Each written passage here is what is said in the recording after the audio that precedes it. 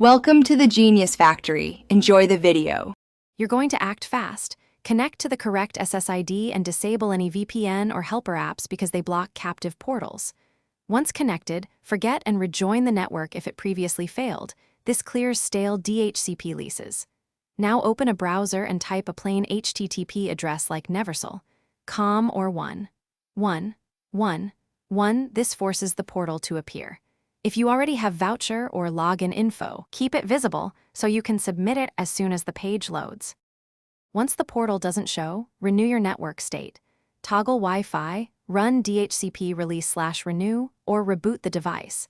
This reissues an IP and often triggers the login. Make sure to use an incognito window so no cached redirects interfere, and try HTTP first instead of HTTPS. If on a managed guest network, confirm your MAC isn't blocked and that the router's guest auth is active. If possible, temporarily join via another device to verify the portal itself. After the portal loads, enter credentials or voucher and accept any terms, then wait for the confirmation page or successful ping. Make sure your device date and time are correct because some portals reject logins with wrong system clocks. Test connectivity with a lightweight site or app. If access still fails, reboot your device and the router, and as a last resort reset network settings on the device.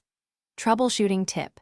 If the portal never appears, connect another device to confirm whether the issue is the network or your device.